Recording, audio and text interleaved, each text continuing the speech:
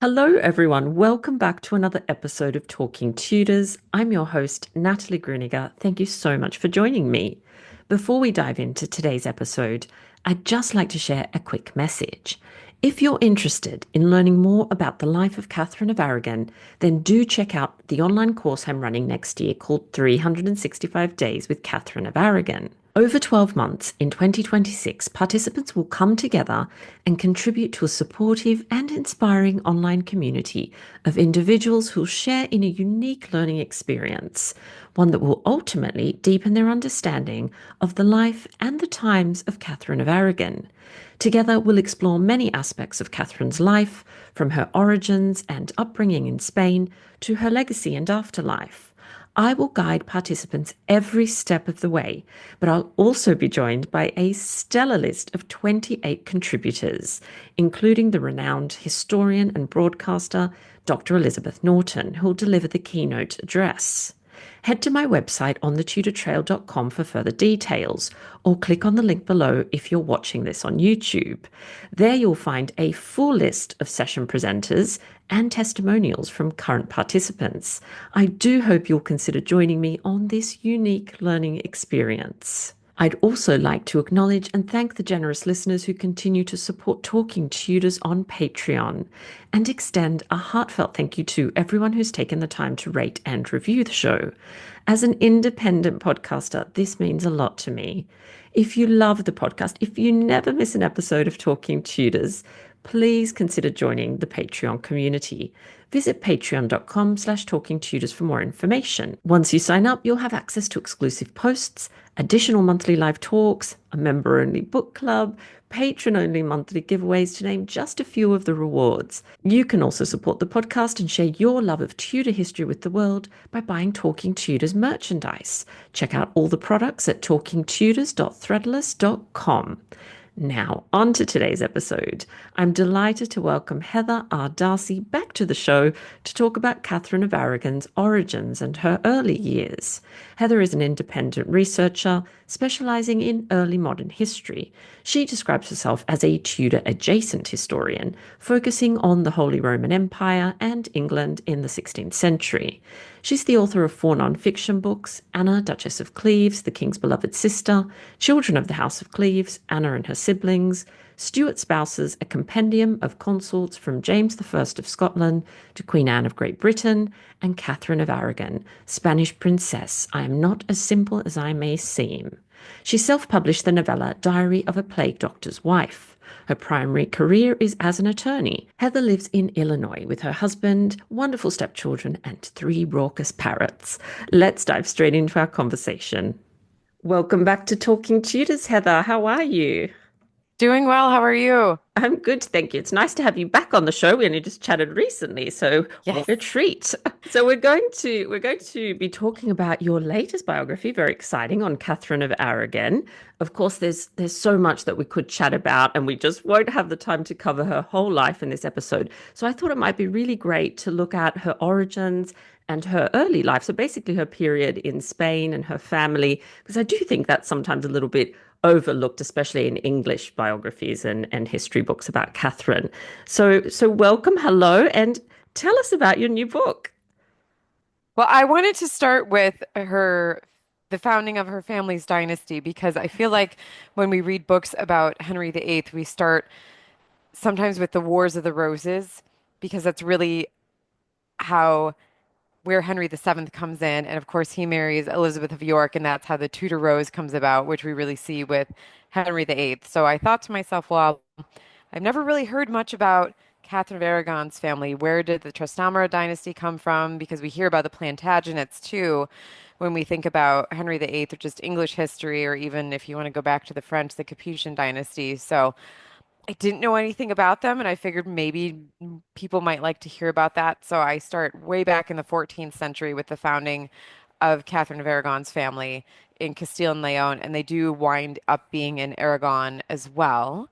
And Catherine of Aragon's parents were cousins, Mm. so they stem from the same dynasty. Yeah, fabulous. I think that would be really good to start there, actually, because as you say, it's not something we hear about often. So tell us a little bit about how this particular dynasty was founded.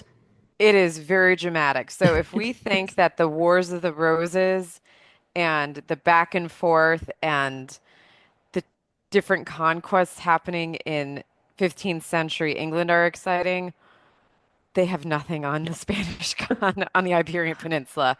So it starts with two half brothers. You have Henry the bastard, the illegitimate. He's an illegitimate son of the king, and Peter the Cruel, who is the legitimate son. They do not get along. And ultimately, Henry the Bastard winds up killing his brother, and he becomes known as Henry the Fratricidal, and he establishes the family dynasty. What a nice And way then to be established. that's what happened. And there's a little bit more intrigue and more interesting things in that, but of course you can read about it in the book, but that is how the family is established. Mm. And Peter the Cruel's daughters marry into John of Gaunt's family. And his John of Gaunt's daughter, Catherine of Lancaster, winds up then marrying back into Henry the Fratricidal's family, and that resolves some of the issue between Henry the Fratricidal's children and Catherine of Lancaster's claim to the Castilian throne. And that's how we get the English bloodline back into Spain, or into Spain, I should say. Yeah, I must say I was amazed by the drama in this period of history because obviously you focus quite heavily on this in your book, and there were lots of information there that I'd never heard, and I thought, wow, this really does rival the Wars of the Roses, as you said. So people are, I'm sure people listening have heard about Aragon and Castile, especially when we're talking about Catherine. But could you tell us just a little bit about those particular crowns and maybe a little bit of the history there? Yes, so when we're talking about Aragon or Castile and Leon, we're talking about the crowns. So they are kingdoms. So we do have the kingdom of Aragon, we have the kingdom of Castile, and we have the kingdom of Leon. But when we're talking about these areas overall, we're talking about the crowns, which includes several other territories underneath the administration of these areas. So it's almost like thinking about the United Kingdom of Great Britain. And this is not the best analogy, but I'm trying to think of a modern example to kind of help people think about it. So when we're talking about the UK, we're talking about Scotland, Northern Ireland, Wales, and England. So it would be like talking about a concept somewhat like that. So when we're talking about the crowns of Leon and Castile, we're talking about the Kingdom of Leon, the Kingdom of Castile, and some other principalities and duchies and powerful governments within those where they've agreed to be in support of somewhat of a unified government, but they're still somewhat separated out from the main government. And same thing in Aragon. So that's what we're thinking of when we're thinking of Castile and Leon and Aragon. That's really helpful to keep in mind. So let's talk about Catherine's parents now, of course. Very important to this story. So there's drama in how they came to their thrones as well. So do you want to tell us a little bit about their story? And were they usurpers? I believe that they were usurpers. So when we look at Catherine's mother, Isabella, so she was a younger half sister of Henry IV of Castile, who was very, very weak as a king. He probably would have been better off being a religious figure. He was not very interested in governing. He was smart. He was just not the strong leader that Castile and Leon needed. He did not have good luck in conceiving children. He did have a daughter who looked like him, which we don't really have much discussion about until late 15 teens, if you will, early 1520. She was very long-lived. Her name was Juana, but for purposes of the book, I referred to her as Joanna, so by her anglicized name. But Joanna was only about 12 when her father passed away, whereas Isabella was a grown woman. She was married. She already had children. And there was a lot more support for Isabella becoming Queen of Castile and Leon. And so Isabella decided to fight her little niece and take the throne from her, and ultimately was successful. So, and there were some things that Joanna's mother did that made it very difficult for Joanna to hold on to the throne, that threw a lot of doubt onto Joanna's legitimacy. And then, of course, Joanna's father, who's Isabella's elder half brother, went back and forth a lot and prevaricated on who his heir would be because he just wouldn't really stand up to the Castilian and Leonese nobility, which caused a lot of problems. So Isabella was a usurper, and that's one of those words I don't know if you say an usurper or you usurper, so sorry. But she usurped the throne from her niece. And so when we look at it, when Isabella decided to marry her daughter to Henry VII's son, you have two usurpers legitimizing their status. And Castile and Leon was very powerful too, so that should not be downplayed at all. But you have two usurpers legitimizing their stances by marrying their children together. Yeah, I think that's so fascinating and something I think that is not spoken about very often. And what about Fernando or Ferdinand, Catherine's father? What's his story? He did some naughty things to her elder sister, Juana of Castile, sometimes known as Juana the Mad. But I think he was really just following his own father's example, and I go into a lot of detail about this in the book too, of course. But Catherine of Aragon's paternal grandfather reigned for quite a while over Aragon. And part of the reason he was allowed to do that was because somehow Catherine's uncle, paternal uncle, and paternal aunt got dead. Mm. There were some territories that Catherine's paternal grandfather wanted to expand into that those children inherited from their mother, who is not Catherine's grandmother. That was a second marriage, and her father, Fernando, as you pointed out, but I do call him Ferdinand in the book. Um, that was a separate grandmother. He liked to Catherine's paternal grandfather liked to imprison and do bad things to his children. And so we really see, I think, Catherine's father carrying on some of the family tradition, which was another thing that just kind of blew my mind, but also made sense when we think about how Catherine's sister Juana was treated by their father Ferdinand, and then carrying on with Juana's son, Catherine's famous nephew, Charles V, Holy Roman Emperor, who was recognized as Charles I, King of the Two Spains. Yeah, I was quite shocked by the brutality. And, we often obviously associate, whether it be true or not, poison with some of the Italian ruling families. But I thought, Hmm. this is just what a story. The violence and yeah, the murders, really, outright murders. Yes. There's a lot. There's a lot happening, everyone. If you look at what's going on the Iberian Peninsula, there's a lot of crazy things happening. There is a lot, and I think handy to keep Yeah. your family tree there because trying Yeah. to, remember all the connections and who's half brother and whatnot was. But I think, yeah, having the family tree there is really helpful too. So you talk in the book about the fact that Isabel and Ferdinand required a dispensation for their marriage, which is really interesting because, of course, we see this later on as well. So why is that? They were cousins. There was a lot of intermarrying going on overall on the Iberian Peninsula. And I keep using that term because we didn't really have Spain at that point. And we have Portugal, and there was this desire for the different kingdoms, Spanish kingdoms, to eventually take over what was left of the Islamic held territories on the Iberian Peninsula, and also the bits of Navarre, which is now mostly absorbed into what is today France, and a tiny little bit is in modern day Spain. And there are, and also a desire to take over what is now Portugal and was also identified as Portugal at the time, amongst other little territories. And there's a lot of intermarrying between Castile and Leon with Aragon to try and resolve differences, and also a lot of marrying into the Portuguese noble family to try and take over that area, and also to try and take parts of Navarre.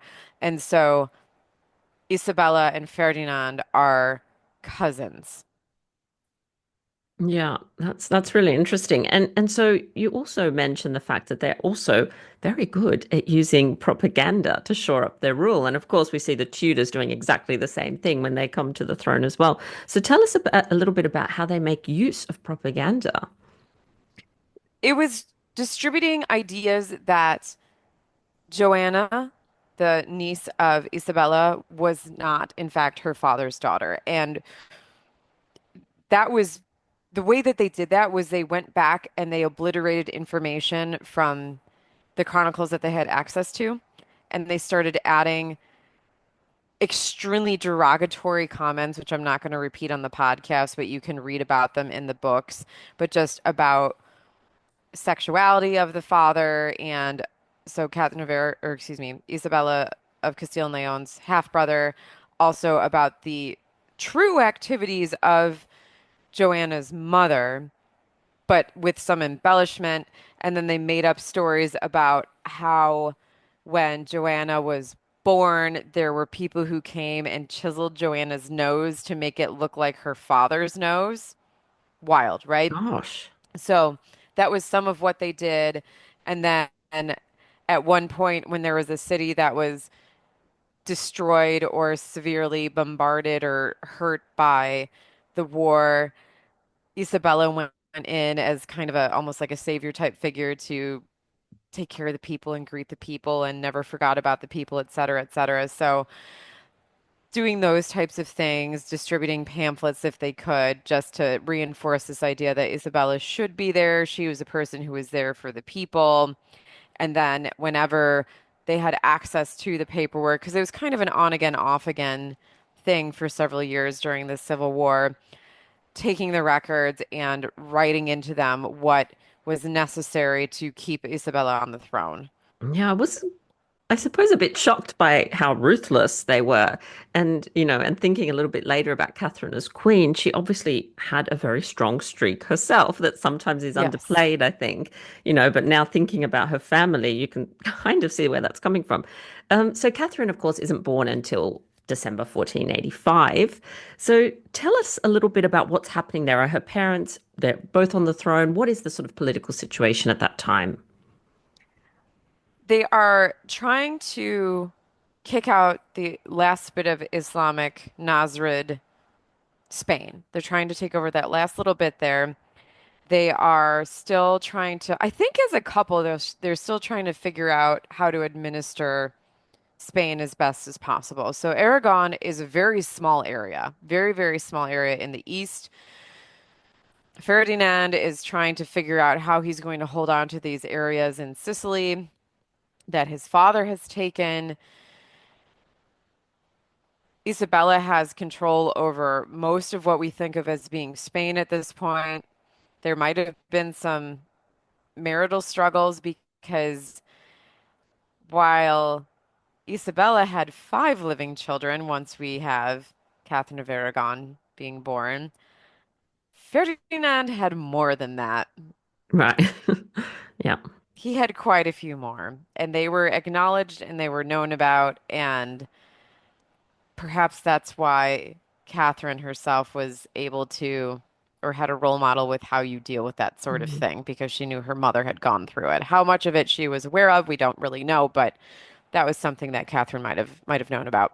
Um, so it's really trying to kind of restructure Spain, overhaul the government to an extent, bring in, figure out what to do with what's left of the Jewish population, which, depending on where you were, could really impact how the Jewish population and the Islamic population were treated. They were treated a little less harshly, if I recall correctly, in Aragon than they were in Castile and Leon. And leading into the 1490s, it wasn't that bad. But then when you get into the 1490s, you have the completion of the Reconquista, you have the Spanish Inquisition kicking off, Mm. and you have some very, very horrible things happening to the Jewish and the Islamic populations, and it's very, very sad. But then you also have the exploration of the New World, so lots of things changing, but also a real lockdown and extreme pushing of Catholic piety, I would say, in Spain. So, in addition to Isabella, her mother, who do you think were the other sort of queens regnant that Catherine maybe heard about, stories about them growing up, and what lessons do you think she may have taken from them and then used when she obviously becomes queen later on? I hope she would have heard of Urraca the Reckless. I hope. Urraca was the first queen regnant of Europe in European history. She lived in the from the late 11th to early 12th century. She married twice. The first time she married, she was not a queen regnant in her own right, but she had a son with her first husband. After that husband passed away, her father had also passed away, and Urraca just asserted herself as Queen of Leon, and no one argued with her. And through her marriage, for her first marriage, she came into possession of all these other territories and also just decided that she was the Empress of Galicia, which was another term for what we think of as Spain. And there you have it. And nobody disagreed with her. And there were enough nobles and bishops present the first time that she declared herself the Queen of Leon that it was fine. Unfortunately, she made a bad choice the second time she married, had a husband who was very, very sexist, I guess you could say, even for the time. He would openly beat her in court. So that was part of the reason why she was called Urraca the Reckless. And when she finally passed away, her son took vengeance for her. You can read a little bit about that. There's not a whole lot on Urraca the Reckless in my book on Catherine of Aragon, but you are introduced to her, and there will be posts on my website that go a little more into Urraca the Reckless on my website, maidensandmanuscripts.com. But I hope that she learned about Urraca because she is descended from her just a tiny little bit. So hopefully that's someone that she heard of. That's a heritage that any Spanish woman can be proud of, and any Spanish queen or princess should be proud of, having this first European queen regnant in your bloodline. Also, even if Urraca was not lucky in love the second time, she certainly was intelligent and was bold. I mean, she was 26 years old when she just decided she was the queen and an empress, and she would have been 27, 28 when she decided that she was an empress. So I hope that she heard of Urraca, and I hope that she heard of Urraca's child taking vengeance for her. And I think that that's poetic in the sense that when we think of Catherine's daughter, Mary, in some ways, Mary took vengeance for Catherine by becoming the first queen regnant of England. And if Henry and Catherine knew about that, if any bit of them that existed knew about that, I'd say that's pretty great revenge for Catherine. Yeah, I agree with you completely. And in thinking about Catherine's upbringing, I do also hope those stories were part of her upbringing. And I have a feeling they would have been. Storytelling is very important there, I think. But in terms of where she's living, who she's with, is it very much like the English system where children are kind of sent off to either live with someone else or to be educated elsewhere? Or is the Spanish royal family a little bit different, or the royal family at the time? Are their children with them essentially? I will tell you, I did not look into that too heavily, but my impression is that the children were mostly around the court. They were not very far away. Yeah, yeah. So she is soaking up these lessons, isn't she, on a daily basis, seeing her mother Yes. rule. And there was a comment when there was a lot of dalliance in sending her off to England, and there was a comment that it would make sense to send her to England as soon as possible rather than allowing her to grow accustomed to, first of all, the climate in Yeah, Spain, which I know I like the climate in Spain. it's I love different, isn't England. I like going to England in the winter because our Chicago winters are brutal. It can be negative 40 degrees outside sometimes with the wind chill. And fun fact, negative 40 Fahrenheit and negative 40 Celsius is the same thing. it? Right. That's where the I can't temperature even imagine converges. that, honestly, Heather. I cannot imagine that. But if I go to the London area in January, it's still warm enough outside that my hair doesn't freeze instantly when I walk outside and it's damp. So that's nice. Not so in Chicago. But so there was this idea of trying to send Catherine to England as soon as possible so that she did not become too accustomed to the food, Mhm. to the culture, to the system of governance because England was so different from Yeah. what she had access to in Spain. And the tone of the letter, or I believe that the tone of the letter, the tone that I read, that I got from the letter was that Spain was better. And that could have been bias from the writer of the letter, or it could have been true. I was not alive back then, so I'm not sure, but it could have been true.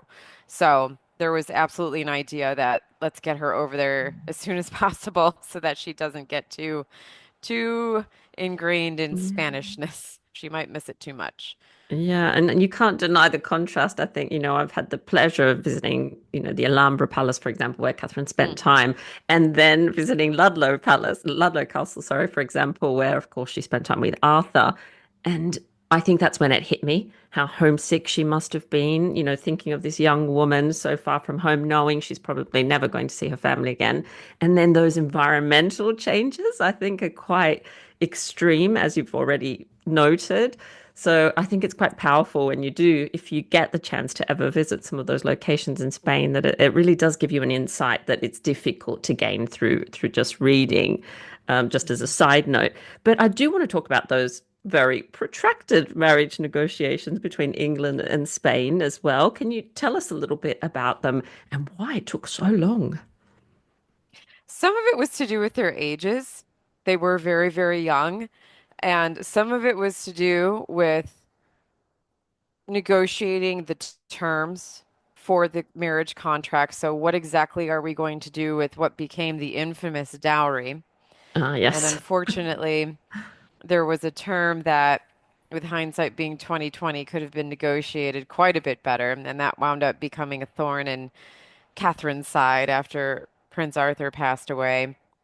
And some of it was to do with Henry VII having a bit of a spat with Maximilian von Habsburg, the king of the Romans slash Germans, so the emperor-elect, although he had not been elected until he wasn't elected until quite a bit later. And Maximilian's children had just married Isabella and Ferdinand's eldest two children. So there was quite a big issue with that and how Perkin Warbeck was stirring up concerns over possibly being one of the deceased princes in the tower.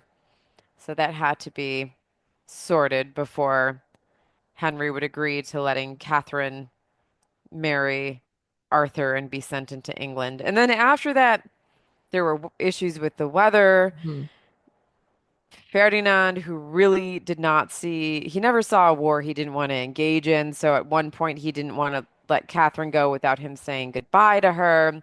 And whether that was a tactic to simply delay her from leaving or whether that was genuine fatherly concern, who can say? I think it was genuine fatherly concern, but that delayed it. And then when she finally did set out, the weather was terrible. And it's a miracle that she even made it to England, it seems like. So it's just a lot of back and forth, back and forth. Yeah, I know with hindsight, obviously we read more into these things, but I just think there were so many signs for Catherine saying, just don't go to England.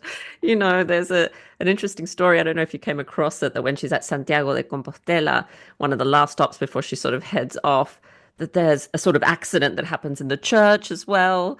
I feel like, of course, we read more into it, knowing how this turns out. However, I wonder if she did think to herself, "Oh, is this the right decision?" Of course, she's not going to be able to go against her parents, but do you think there was ever that moment where she thought, what am I doing? What is happening here?"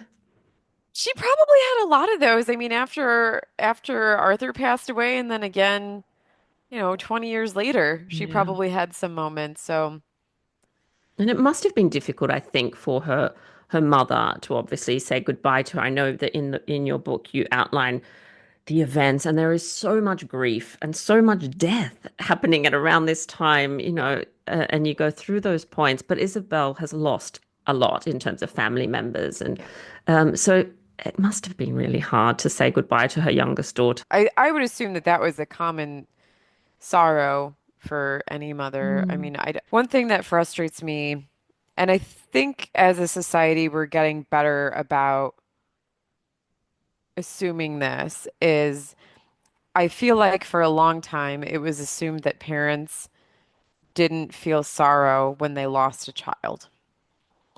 And I think that we're getting better at understanding that that's just not true. And I think that kind of piggybacking on that, it was so common for daughters, and particularly noble daughters, to move far away, and for noble daughters to move far, far, far, far, far away. I mean, it must have been unbelievable for Catherine to see her daughter, or excuse me, her sister Juana a couple of times in her Yeah. life. That probably almost never happened. But to think of the sorrow of these mothers and daughters, or parents and children, or siblings at never ever, at the very realistic prospect that, hey, I'm never going to see Mm. my family again. I think that was very, very common. I think that was a common sorrow, but it just happened all the time. I mean, realistically, that probably happened all the time until fairly recent in our modern history, until we were able to travel across the ocean on boats and it became more accessible. Mm. Yeah, and I think thinking about the impact that that may have had is valid. I think I agree that I think it's been sometimes overlooked, because we don't have hard evidence. It's very difficult for hard evidence of how someone feels. Even if they're writing things Yeah. down, they could be, of course, it could be a facade. They might not be expressing exactly what they feel. So it is a bit of a minefield, but I think it's important to consider it, especially when we know that Catherine ends up entering a period of, I suppose you could call it like a depression when She she, does. yeah, when she goes to England, especially, of course, after Arthur dies young. But tell us a little bit about those first few weeks in England. She does eventually get there after all those delays. What's that like for her? I think it was a huge, huge, huge, huge high. So after she gets over the awkwardness of being forced to meet Henry the Seventh and Arthur when she wasn't really ready to meet them, Yeah. um, there's a huge celebration. She has what would look like a joyous entry, which is a tradition that we see more commonly in the Netherlands, or I should properly say the Low Countries. But she has something that looks like a joyous entry into London. Lots of festivities surrounding her coming, surrounding her wedding, and jousting, and weeks of celebration. And then everyone leaves. Yeah. And it's back to reality. Mm. And Henry the Seventh does show some tenderness towards her. He does, for his part, as far as I can tell, he does show care and concern for her. So I think this idea that he didn't care about Catherine, that he wanted her to be impoverished, et cetera, et cetera. And I go into the details in my book, but I don't think that that's accurate. And I don't think that painting him as this heartless miser is accurate either. I think he knew a good contract when he had one, but I don't think that it's accurate to paint him that way. But he did try his best to show care and concern for Catherine. So she went from probably being on cloud nine, or being in almost like Mm. a euphoric state for weeks on end. It might have been a bit exhausting too, but from this euphoric state to just loneliness. And then she has to find out, oh, this guy I came to marry is being sent away, and I have no idea when I'm going to see him again. And that's probably the person that she has the strongest emotional connection to. And whether it's a real connection or not, who can say? But she at least has something that feels like a bond, and she's expected to stay back at the English court to learn how to become an English lady. Well, that doesn't sound very appealing. And who can blame her? So she wants to go with, understandably wants to go with her new husband, the person she came all this way to marry or to be with. And then we all know what happens there. But hopefully, we don't really know what was going on while she was in Ludlow, but hopefully that went well for her until it didn't. Yeah, yeah. I think keeping in mind as well that we are talking about, let's see if my maths is anything good, but someone who's about 15 or 16. This is Yeah. this is a lot for anyone to cope with, but especially a young person. And I, like you, I do hope that there was some joyous time for her at Ludlow before things obviously go south. So, a couple of last questions for you, Heather, in terms of your writing and the sort of insights that you gained about Catherine and Catherine's life in writing, researching, and writing this book. Is there anything that sort of stands out as like something that kind of hit you that you were like, oh, I hadn't thought of that before, or anything along those lines? I suppose two things. When I was researching the founding of her family and her family history, I can't help but assume, and assuming is always dangerous, but I can't help but assume that she knew about her family history, even if it was just family legends and maybe some of it softened a bit. Because when we look at her responses to what was happening with Henry VIII's behavior, it makes her behavior more sensible. So it wasn't just, I'm Henry VIII's true wife, I'm his only wife, yada, yada, yada. I think I see her as more so protecting Mary the First. So and she wasn't necessarily saying that, but that's what she was doing. And so there was that. And then I go on a massive tangent about Juana of Castile. And it's very dangerous and perhaps inappropriate to try and diagnose somebody with something if they've been dead for 500 years. But a lot of people have tried to say a lot of things about Juana of Castile and about her madness, and some of them have been absolutely ridiculous. So, and I am not a mental health professional whatsoever, and I cannot claim to be, but I've read a lot of things and I've met a lot of people in my lifetime. And when I was looking at her and thinking about her, and of course, some of Anna of Cleves' descendants, not Anna of Cleves' descendants, but her brother Wilhelm's descendants are descended directly from Juana of Castile through Juana's son Ferdinand, because Wilhelm marries Ferdinand's daughter, who is Juana of Castile's granddaughter, and they have children together. There's some things there that started to click with me about Juana of Castile's personality, and that somewhat surprised me. So I'm hoping whoever reads the book can kind of see what I was seeing, and I hope that it helps dispel some of the negativity about Juana of Castile and the way that she thought and the way that her mind worked, because I do not think that she was crazy or mad or anything like that. I just think that the people around her chose not to bother understanding her. Learning about Juana was really interesting. And I think absolutely you have to be so careful that you're not repeating the misogyny of the day. And I think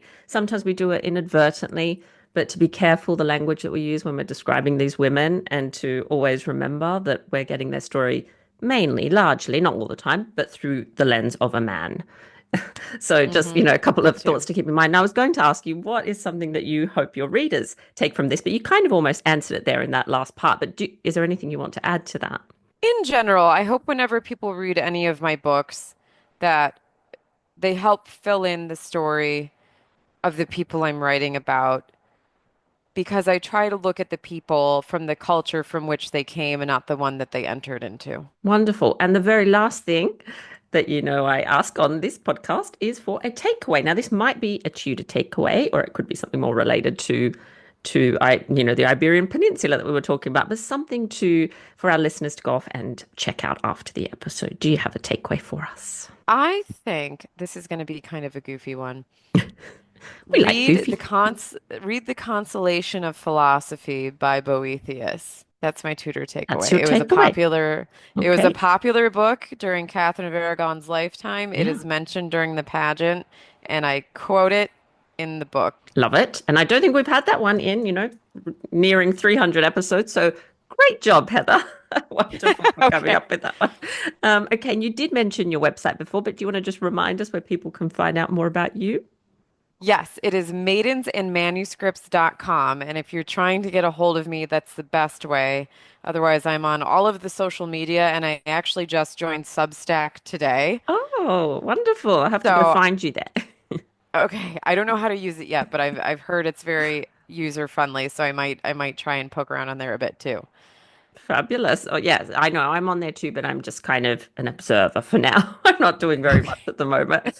Trying to fit everything in is pretty tricky, as you know. But Yes. thank you Yes. so much for coming back on the show and talking to us about your new book, and I wish you all the success with it as well. Thank you so much for having me. It's always nice to see you.